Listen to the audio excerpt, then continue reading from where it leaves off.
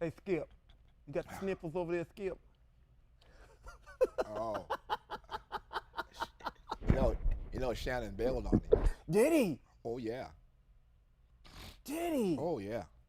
When was this? Oh, that's been that's been in the news for the last 3 weeks. Well, I've been living under that rock for 3 weeks then. Okay. Yeah. Shannon Sharp had enough. He had enough, Skip. Okay. I'm out of here, Skip. I got my own stove. I got the say room. Let me know when you're ready. Huh?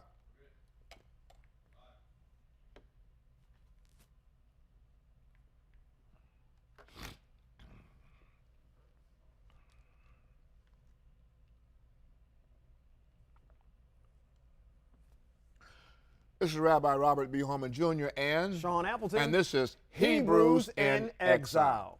We have a lot to talk about today. Yeah, we do. But before I get to the main thing I want to talk about today, I wish that our people, and I wish that there was some way we could attract a larger audience. We could do something that hit TikTok or hit social media in a way that would something that would draw our people in to listen to us. And the reason for that is that in the state of Florida last week, a very bad thing happened to a mother who was just defending her child. And this has been on the news all last week and even today because finally this lady that did this hideous thing finally got arrested. Well, let me tell the story. It's been in the news, but let me tell the story. And the reason why I'm doing this is because being Hebrew and knowing Scripture and knowing what the Most High's obligation is to Hebrew Israel in exile, who is obedient to His ways, I wish that our people would listen to what we have to say that would put them in a better place of being protected against the perils of this exile. Absolutely. Couldn't agree with you more. It gives you a sense of peace to know that the things that are happening have been prophesied and they've been, I'd hate to say it, self-inflicted to the point where, text talks about it all the time, but go ahead. I'm, as you know, I am not racist, but there are certain people. You can't be, by the way. Yeah, there are certain people that are just evil. Yeah. And they're wicked. And for whatever, I know for what reason, I was going to say for whatever reason, I know the reason that they hate melanated people. Young boy is playing in the field. In the field, okay. White lady don't like it. So she's hollering profanity and calling the young boy out of his name and throwing things at him. How young is this? He's 12 years old. 12 years old. Okay. So the young boy goes home and tells his mom. Okay. Which would be a normal thing for a 12-year-old boy to do. Sure. And in a neighborhood, which is a rational thing for a mom to do, she goes and knocks on the neighbor's door to have a discussion about what's taking place, and her 12-year-old son is standing next to her. This, I can't say what I want to say, but she shot the woman through the door. She didn't even open her. She shot her to death through the door while her son is standing next to her. She didn't get a chance, the opportunity to talk to the woman. Just shot her. Wow. Man, This is wow. so and so. Bam, through the door. She dead. Now, why do I raise this, and why is this so important to me? Because we are trying, as black people in this exile, in this nation, we're trying our best to find a resolution of justice. No justice, no peace. And the same thing keeps happening over and over and over again. And these people are, I want to call them, they're Christians. See, I can't refer to them as El-fearing. Right. Because if you were El-fearing, your thought process and disposition towards the Most High would be altogether on a different plane. Different plane, yeah. But you can't be El-fearing if you don't know Him. But you're Christian. Right. And your God is a Greek God. He's not El. Correct. He's not the Most High. Correct. He's not the omniscient one. Right. He's a man. He's not. He's a man. Yep. He got his behind whooped beyond recognition. Beyond recognition. Right. So he's not El. Because El, because when we talk about El, in every instance of El is the one dealing out the punishment. That's right. That's right. That's why it's comical to us to have an El that you're supposed to worship in the version of a man who gets his butt whipped. We don't know anything about that. We don't know nothing about that. Our El, and we call him El because we don't use the terminology that the majority of people use in referring to him as God, because we know that that's associated with heathen terminology. So we call him El, El Elohim. He's the one that deals out the punishment. He doesn't receive it. Correct. Correct. My point is this. If our people only knew the protection that they could receive by knowing and by walking in the ways of the Creator who has created the heavens and the earth, this stuff would not be happening to them. Correct. Correct. And the reason why it wouldn't be happening to them is because if they came to understand that they were Hebrew Israel, and the first problem we got is, well, how do I know I'm Hebrew? Well, Jimenez. That's going way back. Well, yeah, but the very fact that these things, atrocities, are happening to you, they're not happening to any other ethnicity group of people. They're happening to melanated people. Right, right. And you know what's interesting, not really interesting, but again, to piggyback on what you're saying, is that, what is that part, I think it's in Devarim 28, that everybody likes to quote us about, and some people do misquote it, but there's a piece in there, in that portion of there, where Moshe is telling our ancestors, you are going to be hated and feared. Yes.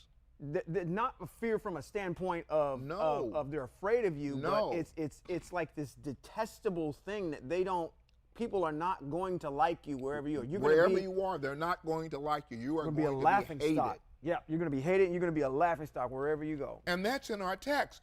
But problems that exist is that these pastors and these people that they flock on Sunday morning and they shout and dance and they get the jig and they get the feeling good, but they're not being. I'm going to put out. They're not being saved. Yeah, because you're still being executed. And that's the whole purpose for which that they go to church, is to be saved, but they're not being saved. They're being murdered. Right. Where is your protection? Where's your protection? Nowhere to be found. You're supposed to have a full armor of your God on it, but it ain't. Sounds like it's not really protecting you from anything. I don't speak from a point of I believe. Well, I believe if you turn back to the I believe if you turn back to the Most High El, these things wouldn't happen to you. I can't use the term I believe because I believe seems what can pass off the inference that, well, it might happen and it might not. Right. Yeah, there's speculation. It's speculation in right belief. There. Well, I believe this will happen. No, I don't believe. According to our text, according to the history, and according to things that you and I have studied and read about the Most High and His people, even into the stuff that we're reading now, when people turn wholeheartedly to the Most High El, walk in His mitzvot and His instructions, you fall under the umbrella of His protection. Yes. 100%. 100%. There's no and let me say this. Okay. There's something that I'm noticing, particularly as we start reading the apocalyptic books, and not only them, but even as we read text, it's changing the whole way that I pray. Really? Oh, okay. yeah. Oh, yeah. And here's the reason why. If we look at text when our people are getting ready to do or have to engage the Most High over something that is desperately needed, their prayer is succinct, it is directed to all of the, what can I say, to all the ways that they can think of to give praise and worship to the Most High. Absolutely. They give a laundry list. It's a laundry list. You are the one that did this. You are this. You delivered the people from it. It's like I'm giving you example after example of deliverance and protection of this people. Yes, yes. And when they go through that whole laundry list, then they get to, and now. Right. And now, Yah. Right. So here's the deal. If our people really knew the Most High, knew how to pray, before you ever engaged a situation that might be devastating to you and you implored the Most High is obligated to protect you. I like that. And if He doesn't come Himself, He'll send the big bad boys. Yeah. Yeah. And they big. Yeah. That it will. Yeah, they're huge. And people, oh man. It got good to you? Yes, sir. And people who are offending you won't even know what happened to them. Agreed. And you come away unscathed. Agreed. And again, that, like you said, it's an issue of knowing the Most High's behavior, then knowing how He thinks, knowing how He conducts Himself, and understanding what pleases the Most High, so you can put yourself in the best position for success. And if you're not doing that, then don't expect any protection. I mean, even here, I guess I got an analogy that this came to mind is that if I'm acting like a deviant out in the street, You know, how in the world do I expect to have any protection from the laws that are here? The laws are instituted in order to protect individuals. It's not for you to go out there and violate them. So I've got equal protection under the law, and that's because I'm a law-abiding citizen. Yeah. When I break that code, that Right. way of action and functioning and behaving a certain way, then I don't fall under the protection of these laws. I'm kind of at the whim of whatever happens. So it has a natural sense that happens as well. But again, back to your point. I don't know. I don't know how we garner the attention of the people to help them to understand that. You know, I'm listening to things on social media, and things on social media like TikTok and Instagram. Things go viral stuff goes viral over something Stupid, yeah. the stupidest stuff. And I got 5,000 views. Right. I got 10,000 views, and now it went viral for what? Exactly. And somehow, Sean, we need to do something stupid. Maybe we should storm the White House. To go that will go Cut to the door. that will take us viral, so that we can get the ear of the people to hear that the Elohim that we serve, that Ehyeh Asher Yeh, Yeah. Yahweh, has never, ever, when his people have been in right standing with him, he has never let them down. Never. He's got a perfect track He record. has a perfect track He's got a batting average of 100% every time he gets up at the plate. I mean, even if you know what's coming to mind. I mean, I'm looking at some other things. I didn't bring it up because I didn't know I was going to go there. But even if you go back to text in Yeshayahu and you read the prayer of Hezekiah, I mean, Hezekiah goes through a long dissertation of prayer over his situation that causes the Most High to stop everything and extend his life. He does, absolutely. He does get his life extended, and he has this miraculous miracle that actually happens as a sign to prove it. But the prayer that he prays is indicative of the kind of worship prayer that comes up out of Hezekiah. Okay? Oh, I want to go somewhere. Well, go. We right here. I want to go somewhere. Where you want to go? Oh, Where my you want to go? goodness. My goodness. Let's go. I don't know if we can because it's Is it on the? it's territory that you want to venture into that I've read. Oh, okay. I know where you can speak on the peripheral. Because she prayed a prayer, man. Yes, sir. She did. Prayed a prayer. Yes, she Before did. she left her home, she prayed a prayer. And when she left her home, she prayed that prayer, knowing, not believing, Knowing. she left knowing that she was going to have the victory. Yeah. Man. Against all.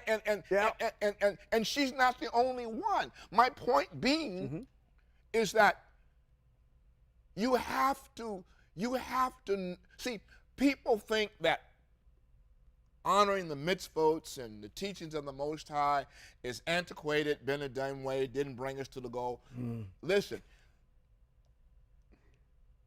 y'all getting your behinds whooped, y'all getting yourself shot, you all are out there, you're not even winging it. You don't have any protection. Listen. I'm going to ask this question. How many Christians do you think this year, no, the last 2 years that were Christian, how many of them do you think were victims of being shot, killed, whatever? Vast majority of them. Vast majority. That's So here's my question. Okay. Where was their, and I can use this term for him, where was their God? Great question. I don't know. And where was this mother's God when she went and knocked on the door and got shot? Where was her God? I'm asking you people, where was her God? Because he did not show up for her. He did not protect her. Wow. And yet, he's the one that's supposed to have died for her salvation. But when she needed to be saved, he did not save her. You on fire, sir. Go on ahead. The Elohim,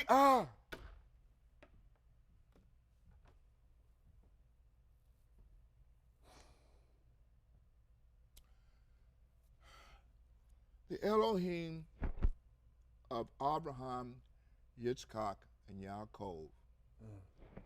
When any of our ancestors, any of them, you name one, any of our ancestors in a state of critical need of the Most High needed him, and they cried out to him with sincerity of their heart, having walked in his ways. King David says to the Most High, you know I walk in your ways. Christians don't even know what the word ways is associated with. Right.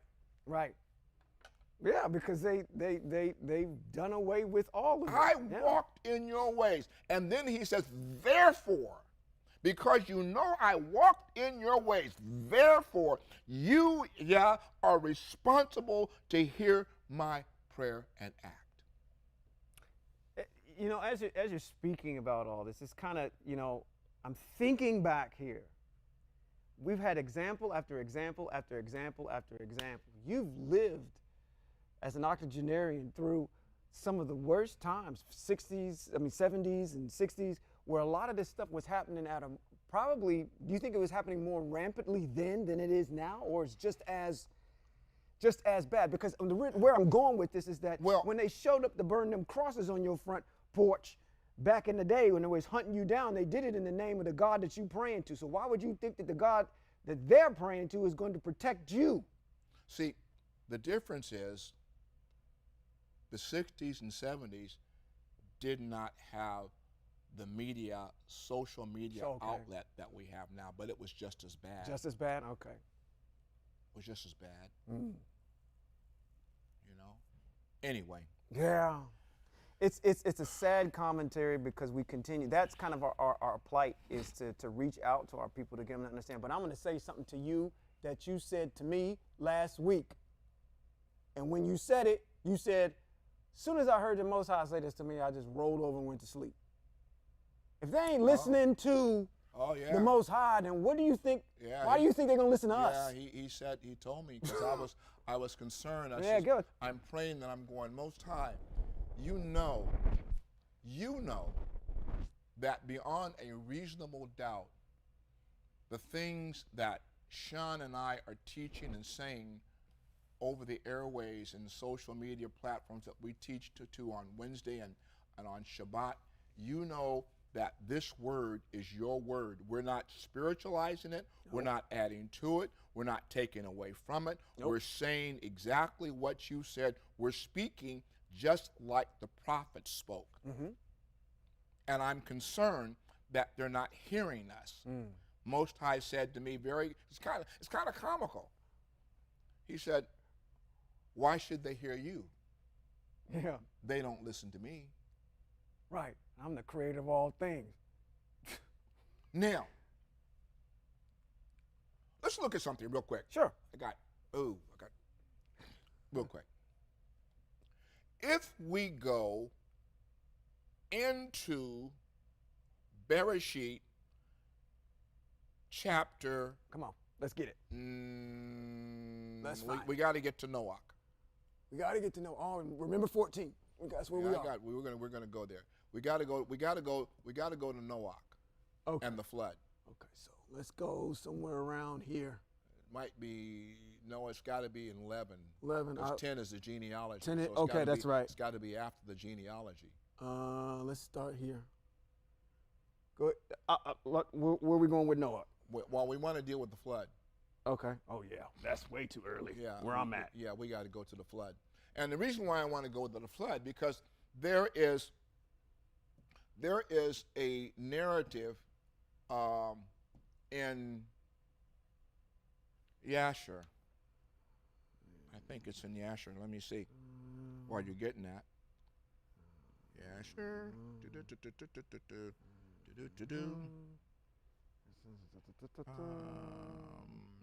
Oh, way too far ahead. Let me see here. And the reason why I'm going there is because there is a narrative in there, if I can find it.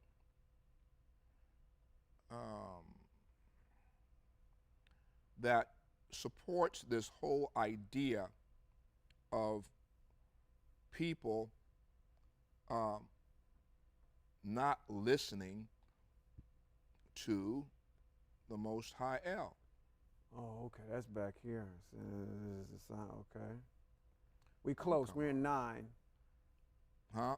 You got it? Yeah, it said, I said, Aya spoke to Noah and his sons with him and said, as for me, I'm here. I'm establishing this.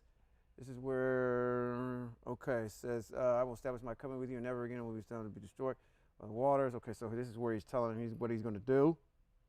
I think maybe what you're looking for is you're just trying to get to where they were just, these folk were just out talking out of school. Yeah. I mean, yeah. Okay. Where they were desecrating everything and that whole entire piece? There is an issue that supports this whole idea that I'm talking about, in which that the Most High is doing things and people have simply not listening to him.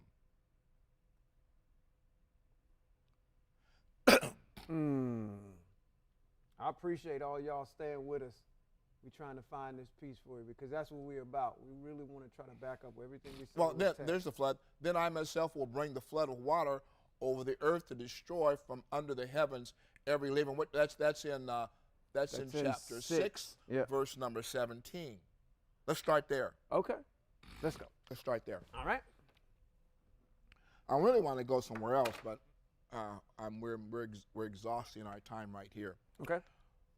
In dealing with this whole idea of people not listening to the Most High, and everybody knows the story of Noah. So I don't need to really go to text to do that. Noah was most righteous in the eyes of the Most High, that the Most High designated for him and his family to be the replenisher of the Eretz.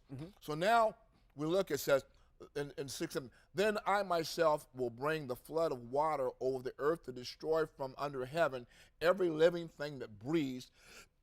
Everything on earth will be destroyed, but I will establish my covenant with you, and you will come into the ark, you, your sons, your wife, and your sons' wives with you. From every living thing, from each kind of living being, you are to bring 2 into the ark to keep them alive with you. They are to be male and female, of every kind of bird, every kind of livestock, animal creeping on the ground, so forth and so on. You are also to take from the kinds of food that are eaten and collect it for yourself. It is to be food for you.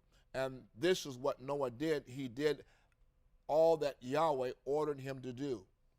Come into the ark, you and your household, for I have seen that you alone in this generation are righteous before me. Now, let's just stop there. Okay. Because that's just the platform for what's going to take place.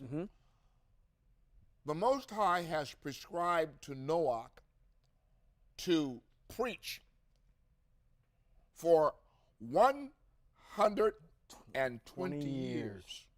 Yeah. That this was going to happen. Yeah. The people did not listen to Noah. Mm-hmm. They didn't listen to him. Sure didn't. The ark gets built. Mm-hmm. Noah follows the instructions of the Most High, Mm-hmm. and the door closes. Correct. The door closes, and these people still aren't concerned about the message at all. Not at all. Agreed. I want to go to the book of Yasher, Okay. and I'm not sure what chapter this is, but let me see if I can find the chapter. I'm not sure what chapter it is. Let me see.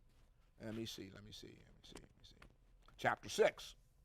And those of you that are not familiar with the book of Yasher, Yasher is an apocryphal book. It is a book that's outside of the canonized text, but it is definitely a Hebrew book that adds some value to the things that we know. Now, And is referred to in the book of Yahushua. yeah. Now, listen to what's taking place. Noah preached 120 years. Mm-hmm. Let's listen to the text. Okay. Chapter 6, Yasher, verse number, we'll start at verse number 7. 7. Okay. Noah saw this and wondered greatly, and he rose and took the 2 whelps and brought them into the ark. And Noah brought into the ark from all living creatures that were on earth, so that there was none left except which Noah brought into the ark. 2 and 2 they came to the Noah into the ark, but from the clean animals and birds he brought 7 couples, as Yahweh had commanded him. All the animals, the beasts, and the birds were still there, and they surrounded the ark at every place. Okay? All the animals and the beasts and the birds were still there. That's all that he took and that he did not take into the ark. Correct. Were still there. Mm-hmm. And on that day, Yahweh caused the whole, now listen to this, he caused the whole earth to shake, the sun darkened, and the fountains of the world raged, and the whole earth was moved violently, and lightning flashed, and thunder roared, and all the fountains in the earth were broken up, such as what was not known in the inhabitants before. And Yahweh did this mighty act in order to terrify the sons of men, that there might no longer be evil on earth. Now, that was the first sign. That was the sign of warning. What did he say? He did it to terrify them, so that there would not be any longer evil on earth. So the text is telling me that what he was trying to do, he was trying to get them to repent. Right. And that still wasn't enough. And still, the sons of men would not return from their evil ways, and they increased the anger of Yah at that time, and did not even direct their hearts to all this. And at the end of 7 days, in the 600th year of the life of Noah, the waters of the flood were on the earth, and all the fountains of the deep were broken up, and the windows of heaven were opened, and the rain was on the earth 40 days and 40 nights. You all know that story. Noah and his household and all the living creatures that were with him came into the ark on account of the waters of the flood, and Yahweh shut him in. And all the sons of men that were left on the earth became exhausted through evil on account of the rain. For the waters were coming more violently to the earth, and the animals and the beasts still surrounded the ark. Listen to what's going to happen. And the sons of men assembled together, about 700,000 men and women. They came to the ark, and they called to Noah, saying, open the door and let us in. Right. Open the door for us, that we may come to you in the ark. And why will we die? Listen to his answer. Noah answered them, with a loud voice from the ark, saying, have you not rebelled against Yahweh and said that he does not exist? And therefore Yahweh brought this calamity on you to destroy and cut you off from the face of the earth. Is this not the thing that I spoke to you of 120 years back? Didn't I tell you this was going to happen? Absolutely. Now, Didn't take heed. We come full circle into this day. Mm-hmm. There are people that don't have a doggone clue what the Most High has said about the day of redemption and those that are going to be redeemed. They don't have a clue. Because their minds are set on going to heaven. Right. We've talked about this. Oh, yeah, extensively. There's a problem with the theory or the idea about people going to heaven. It contradicts even Yochanan's Isle of Patmos vision. It violates that. Right, yeah. Because Yochanan said, I looked and I saw a Heaven. new heaven and a new earth descending out of heaven into the earth. So if there's a new heaven and a new earth descending down into the earth, then why are you going up there? Right. Because everything's going to be happening down here. Exactly. But then again, if you die,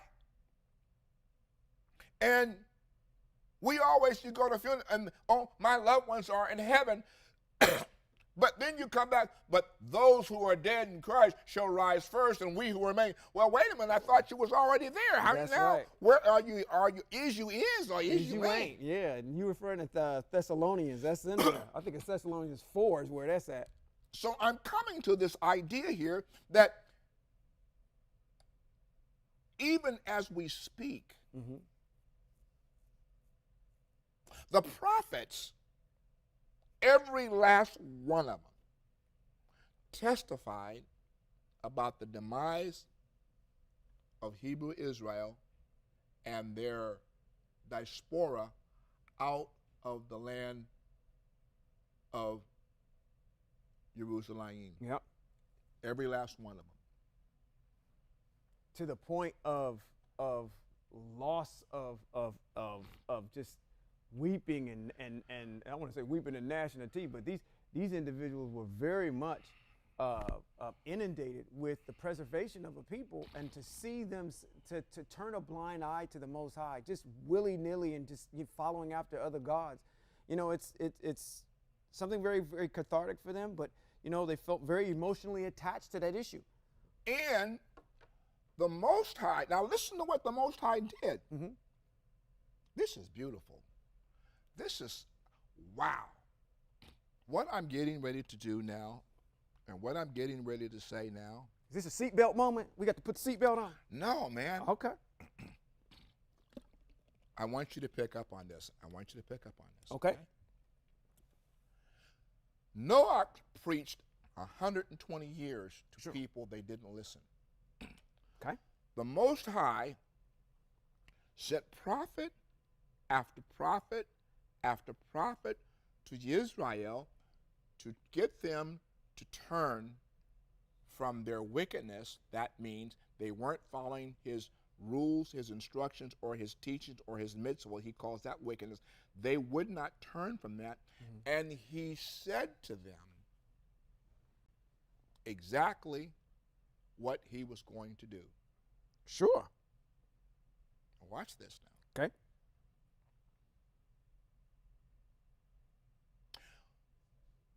Daniel, in chapter number 9. Okay. Let me get that. Yeah, we're gonna get it. Let's show them. Daniel in chapter, and it's down the bottom, right? Right. There he is. Daniel in chapter number 9. Let's go one. Let's start up there. Yeah, let's go there. Now I'm getting into my thunder. In chapter number 9, Come on, you can walk around. in the first year of Darius, the son of Ahasuerus, a Mede by birth, who was made king over the kingdom of Kasdim, in the first year of his reign, I, Daniel, was reading the scriptures and thinking about the number of years which Yahweh had told Jeremiah the prophet would be the period of Jerusalem's desolation. 70 years. I turned to Yahweh El to seek an answer, pleading with him in prayer with fasting, sackcloth, and ashes. I prayed to Yahweh. Now I want you. Good gracious, this is. I want you to pay attention. I prayed. I pleaded with him in prayer with fasting and sackcloth and ashes. This right here is key. That's key. That fasting. Yeah. I prayed to Yahweh my El and made this confession. Now listen to what he's saying. Listen to the prayer. Listen to the prayer. Okay? So I'm not going to hear, Our Father who art in heaven. No. Teach us how to pray. No. Now understand that Daniel is looking at some terrible things that's getting ready to happen to his people, which is the reason why he's making this prayer. Okay. Listen to the prayer. This declaration. Because right we get back to the type of prayer that gets the Most High's attention yeah. where he does something. Okay. Please, Yahweh, great and fearsome El, who keeps his covenant and extends grace to those who love him and do what? He extends grace to those who serve his mitzvot! Exclamation point. That's what I'm saying. Please. We have sinned, done wrong, acted wickedly, rebelled, turned away from your mitzvot rulings. We have not listened to your servants, the prophets, who spoke in your name to our kings, our leaders, our ancestors, and all the people of the land.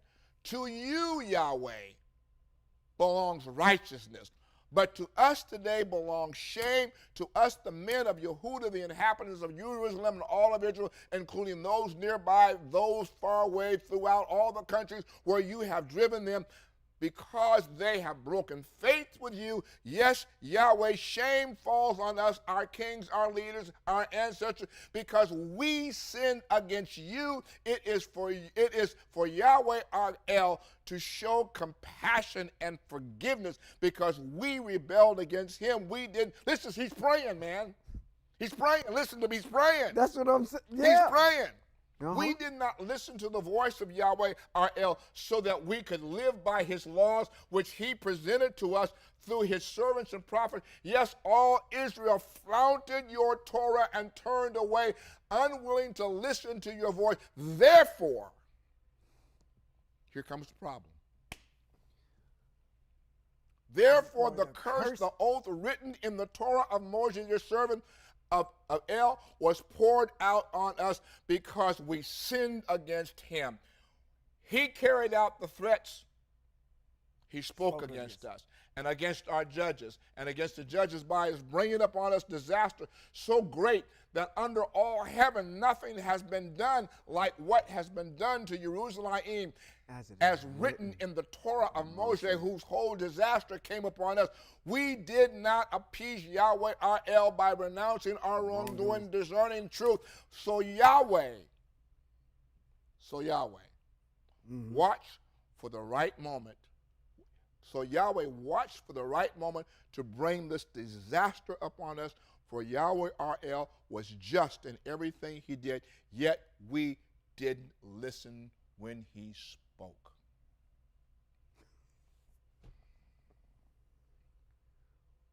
What did he do?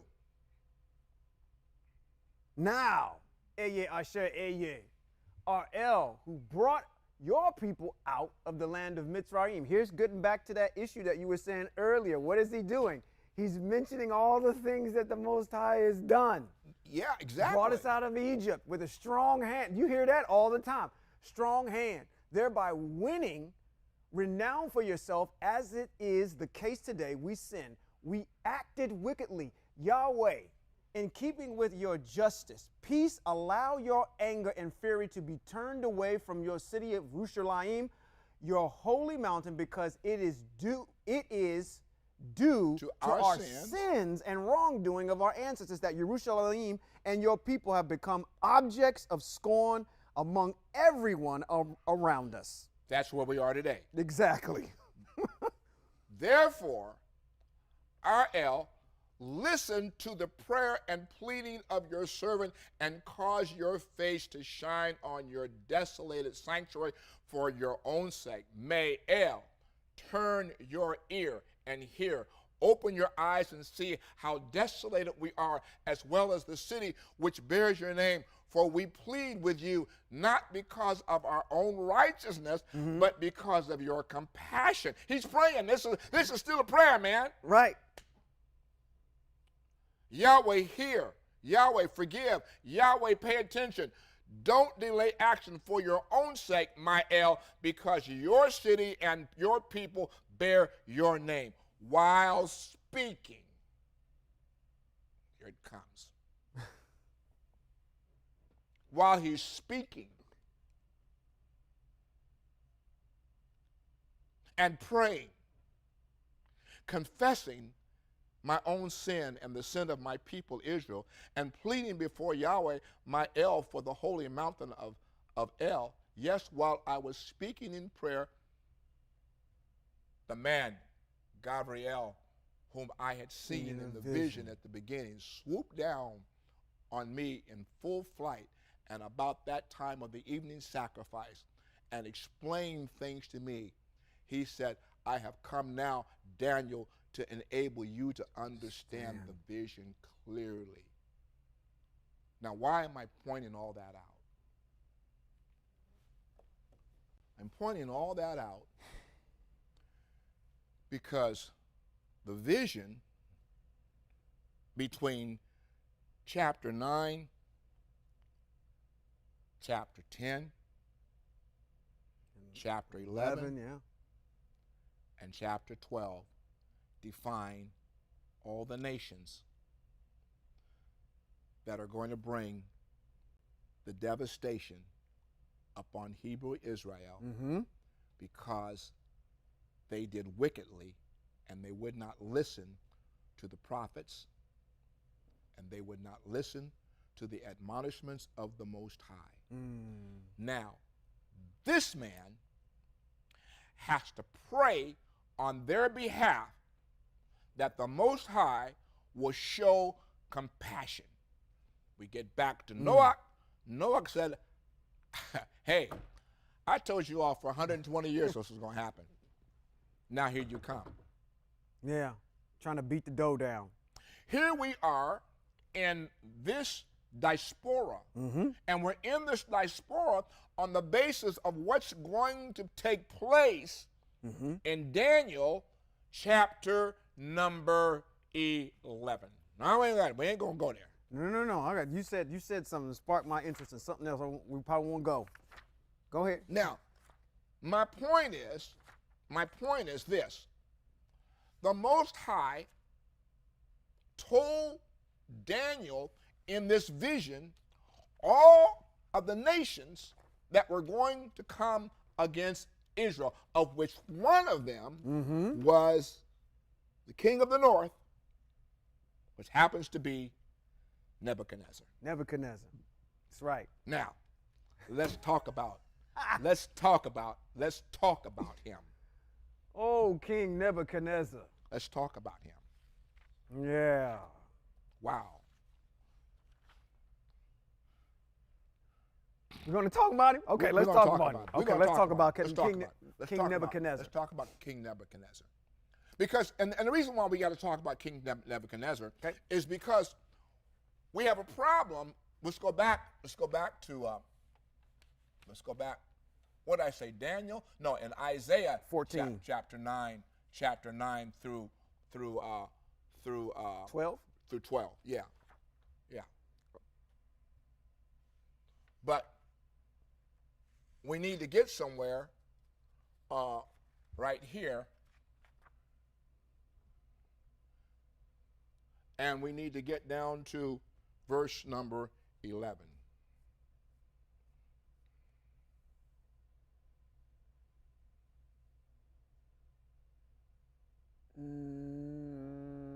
We need to go back up. Keep going up. Yeah, well, I know you know where you're getting ready to go. we almost have. Matter of fact, you might as well just start him from right here and just go all the way down, because you're going to hit him when you get down there. I might as well start him from where, right? You might as well just shoot. You might as well just start at 3. At verse 3? Shoot, we got time. Let's go up to 1. Let's just get the whole thing. Okay. In context. Now, before we do this, sure. I need you to talk about this king of Babel. Okay. Okay? Because the issues that are being pronounced here in chapter 14 go back to Daniel chapter number 10 or 11. Yeah. Okay? Because this king of the north shows up as being the nasty one. Right. And we understand that Isaiah or Yeshayahu is prophesying from the year 745 to 695. And during this time, he's the forerunner from this period of time, which is he's prophesying during the time of Asher, which is talked about as being the Assyrians during that period of time. And as we transverse into the Babylonian period, there's an individual by the name of Nebuchadnezzar who we're all familiar with. It's actually Nebuchadnezzar II. There's been several Nebuchadnezzars that have come before that. Well, let's ask the question. Sure. Are there several Nebuchadnezzars that come before that, or is the name Nebuchadnezzar like the same type of situation that we have with Melchizedek. No, with Paro in Mitzrayim. Yeah, I would actually use that as the same example. Because if we look at text and we look at Paro, there was a Paro who knew Joseph, sure. And then there was a Pharaoh that rose up who knew not Joseph. So Paro just happens to be like the president. That's correct. And so Nebuchadnezzar, in this case, can also be like just a title and It's a title. Yeah, if you look up the actual meaning of the word Nebuchadnezzar, it actually means Nebo, protect the crown. So Nebuchadnezzar is just a title for an individual. That's not really his name. And that's why I had mentioned Melchizedek, because Melchizedek stands for in Ibir, the righteous king. That's right. Not what his name is. That's not what his name is, right. And you gave even a better example when you said Paro, because Paro is just like saying, well, the president raised the prices of taxes in the United States. Well, what president is that? It's just a title for a name of an individual. Right. So we need this is what we study.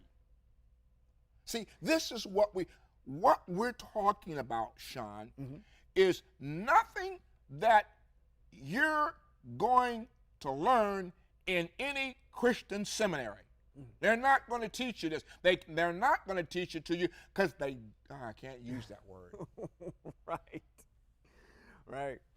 Because they don't know. Right. Okay, yeah, you were very diplomatic about that. So he's one of these individuals. He's a really key player in the diaspora, because what he does.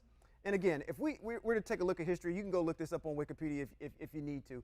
But the dynasty of, I believe, the Babylonians goes all the way back to, I have to fact check my own self, 20,035.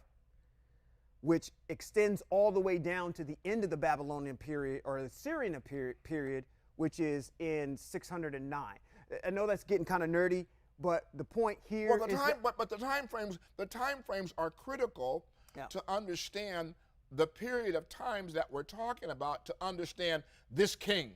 Right. Because we got to understand this king in order to understand Isaiah 14. right. He's got a lineage of he dates back that far in this particular dynasty. At the tail end of the Assyrian Empire, which was sometime around the 700th century, and it goes all the way down into the latter part of the, or earlier part of the, or matter of fact, excuse me, in YAHWEH'S time, which is around 626. The reason I'm bringing that up is trying to establish the time period that we're talking about, that number one, there's been many Nebuchadnezzars that have come before him, but they've had all one thing in common. They've always professed that they are El, that they have this ability that says, my mitzvot, my word, I'm establishing my covenant. And those individuals, and we find in some of the apocryphal books, this guy actually shows up. And when he shows up, he's imposing his will, saying, hey, I'm going to go throughout the earth and I'm going to show everybody here that I am the all-existent one. There is no one other than me. Now, that sounds kind of familiar, getting over in the New Testament, wink, wink, that I'm establishing my kingdom here, and that you should worship me and only me. So when we get into text, this is beautiful, because as we look at the time period that our prophets are prophesying, and we're talking about from the Babylonian period from 626 to 534, that's talking about prophets. These are your prophets during the Babylonian time frame. Are going to be Jeremiah, Habakkuk, Ezekiel, Obadiah, and Daniel. All of those prophets are going to be prophesying during this time where they're exiled and they're under this empire, if you will, of the Babylonians during that particular time, until they fall and the Persians actually come in. And then that's when you get into the latter part of Daniel, when he's talking about Darius and Mede. That's when the Persians come in. Right. And they come in. And so while we're understanding this, temples have been built and destroyed during this time. And our last temple that actually gets built and destroyed happens during the time of the Romans. And that's when that whole period of Yeshua actually shows up around that particular time. So this individual here is going throughout the land professing his sovereignty and his divinity to the whole entire area. And that's not only to the Moabites, that's to everybody. He's ravishing everybody as he comes to a rise to power in this Middle Eastern area. So hopefully that's where you wanted me to go with that. Oh, absolutely. Because I think this dovetails right into the fact that we have a prophet. Not only, let's establish this, Yeshayahu is writing about this individual that's going to come up in Babel later on. Exactly. You're going to see him. Exactly. And he's going to come devastate you. Exactly. And if you don't listen, this is what's going to end up happening. But my point being, once again, getting back to our conversation, this guy and this nation that is so destructive, and who is so enamored with his own self that he wants to exalt himself above the Most High, he comes with warning from the Most High, which takes us back to the flood. The Most High always sends warning before he sends judgment. Can I just take a second to read? I'm going to read right out, because we just went through this out of the second chapter of the book of Yehudit, and that is the book of Judith. It is an apocryphal book. I suggest you go ahead and read it. And this is what he speaks about himself. He's talking to his chief emissary, Holofernes, which is the captain of his army, as he's getting ready to send him out to proselytize everybody in this particular area. And this is what he says about himself. I'm going to read this fairly expeditiously. He's talking to Holofernes. He says, "Thus saith the great king." He's talking about himself. He says, "The God of the whole entire earth." I'm going to use the vernacular that's in here. "Behold, thou shalt go forth from my presence." This is Nebuchadnezzar talking about what Holofernes is going to do.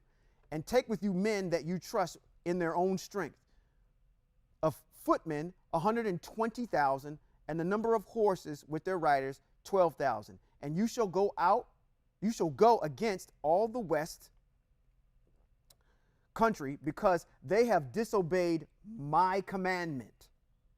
And you shall declare unto that they prepare for me earth and water, for I will go forth in my wrath against them, and cover the whole face of the earth with my feet of mine army, and I will give for them spoil unto them. He's talking about everybody he's going to conquer. There will be spoil unto the Babylonians, so that their slain will fall in the valleys, and the brooks and in the rivers shall be filled with their dead till it overflows.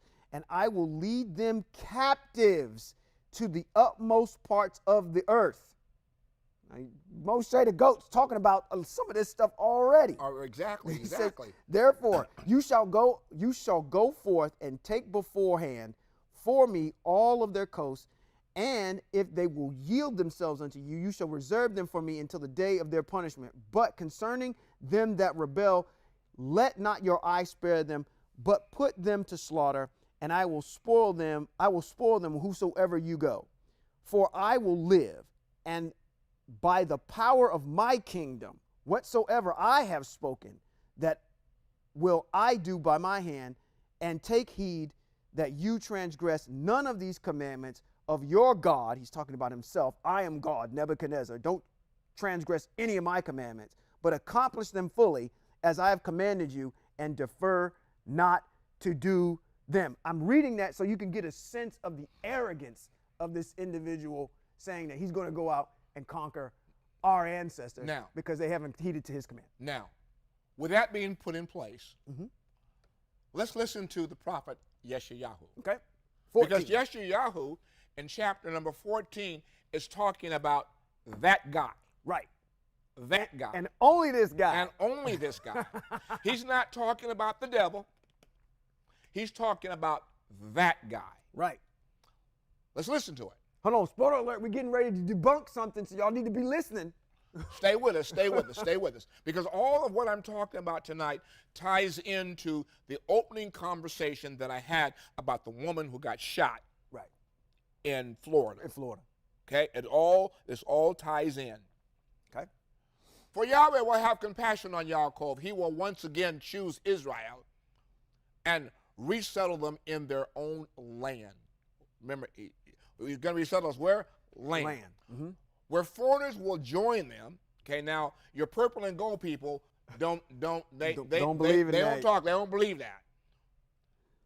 Attaching themselves to the house of Yaakov, that's Israel. People will take and escort them to their homeland, and the house of Israel will possess them in the land of Yahweh as male and female slaves. Talking about the foreigners. But this word slaves only means servants. Servants, yeah. They will take their captors captive and rule over their oppressors. Then when Yahweh gives you rest from your suffering and trouble and from the hard service imposed on you, you will take up this taunt song against the king of Babylon, that's Nebuchadnezzar. Okay? It's going to take up against Babylon. So I'm so anxious, you standing up there, you moving it. I'm up there with you. He says, at last, the oppressor is stilled. His arrogance is ended. When did his arrogance end it? His arrogance ended when the Persians and Medes came in and took his behind smooth out. That's right. That's right. Smooth out. That's right. Yahweh has broken the staff of the wicked, the scepter of the rulers, which furiously struck down my people with unceasing blows, angrily beating down nations with relentless persecution. Now, what you have to do, we got time. Stay with us. This is important. Because this right here, angrily beating down nations, this is Nebuchadnezzar, the king of Babylon, who was also listed in text as the king of Assyria. That's right. That's right. And there's a reason for that. And when you read the history of how the Assyrians and how the Babylonians did the Most High's people listen to it, which fiercely struck down peoples with unceasing blows, angrily beating down nations with relentless persecution. The Assyrians took out nations, which is the reason why this guy got so arrogant with his idea that he could be God. The whole earth is at rest and quiet. Why? Because your behind has been shut up. That's right. The cypresses rejoice over you. The cedars of the Lebanon, now that you are laid low, no one comes to cut us down. Sheol below is stirred up to meet you when you come. The grave is welcoming you. Come, I need you. It awakens for you the ghosts of the dead who were leaders on earth. It makes all the kings of nations arise from their thrones. They all greet you with these words. Now you are as weak as we are. You have become like us. Why? Because all of those nations that he came against to destroy now see him in his destroyed position. Who we talking about? Babel and Nebuchadnezzar. We talking about Nebuchadnezzar. Nebuchadnezzar. We ain't talking about no devil. Nope. There's nothing in this text that talks about no devil. Your pride has been brought down to Sheol with the music of your lyres under the mattress of maggots, over you a blanket of worms. What did he say he would be like? He said he would be like the Most High. He said he would be like, this is not Lucifer. Ain't no Lucifer. This is Nebuchadnezzar talking. All right, here we go. Come on, here come the seatbelt. How did you come to fall from the heavens, morning star? See, right here, this morning star thing is where it won't for some reason, it won't highlight like we used to have it. Okay. This morning star here is, and son of the dawn, is where they want to inject Lucifer. Lucifer, in the minds of the Christian, is the morning star. It's not talking about what did the text open with? It talked about the king of Babel. Nebuchadnezzar. How did you come to be cut to the ground, conquer the nations? You thought to yourself, I will scale the heavens, and I will raise my throne above El stars. I will sit on the mount of the assembly far away in the north. Where's the north? The north is where Babylon is. I will raise past the tops of the clouds, and I will make myself like the Most High. What does the text say he said he was going to be? He said, I'm going to be like the Most High. I am the Most High. I am the Most High. I am God. Instead, you are brought down to Sheol, to the uttermost depths of the pit. Those who see you will stare at you, reflecting on what has become of you. Is this the man who shook the earth, who made kingdoms tremble, who made the world a desert, who destroyed its cities, who would not set his prisoners free?